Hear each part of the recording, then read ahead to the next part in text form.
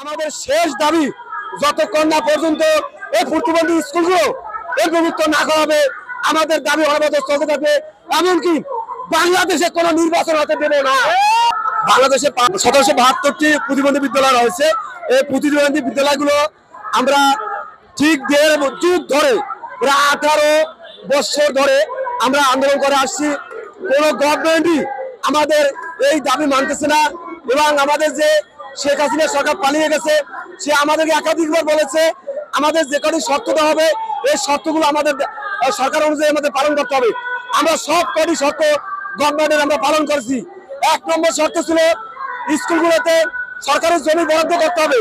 আমরা সেভাবে ফাউন্ডেশন সহ সরকারের জমি আমরা ওয়াক্ফ করে দিয়েছি স্কুলের নামে, কিন্তু আমরা খাজনা সহ সকল স্কুলগুলোর প্রতিষ্ঠানের জমি আমরা সরকারের নামে বরাদ্দ করে দিচ্ছি। কিন্তু সেই সরকারি স্কুলগুলো আমাদের দেওয়ার কথা ছিল, সেই শেখ হাসিনা সরকার আমাদেরকে দেয়নি।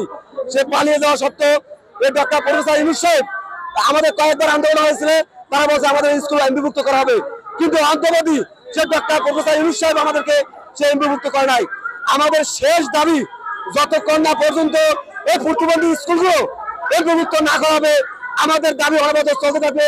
এমনকি বাংলাদেশে কোনো নির্বাচন হতে দেবে না এবং যেমন তারা নির্বাচন করে এগুলো গভর্নমেন্টের হাতে দিলে আমাদের এই প্রতিবন্ধী আমাদের ভোগান্তিরা শেষ থাকবে না। আমরা সরকার তো সবগুলো দাবি মানিয়ে নিয়েছে। আমাদের সমস্যা কি? আমাদের এখানে আমাদের কোনো নিজস্ব ব্যক্তিগত শর্ত নাই। আমাদের শর্ত একটাই যে আমাদের এই সরকার যদি চলে যায়, যদি আবার অন্য কোনো গভর্নমেন্ট আসে, তাহলে এই স্কুল আরো তালবাহানা শুরু করবে। আমাদের এই সমাজ কল্যাণ মন্ত্রণালয় এবং শিক্ষা মন্ত্রণালয় থেকে সকল প্রকার সুযোগ সুবিধা সচিবালয় ভোগ করতেছে। আমাদের দিতে তাদের সমস্যা কোন জায়গায়? সকল সুযোগ সুবিধা প্রতিবন্ধী বিদ্যালয়ে সকল শিক্ষক কর্মচারীদের সুযোগ সুবিধা তারা এই সচিবালয় বসে ভোগ করতেছে। কেন তারা এমপিভুক্ত করবে না? তাদের সমস্যাটা কোন জায়গায়? তারা দিলে সমস্যাটা কোন জায়গায়?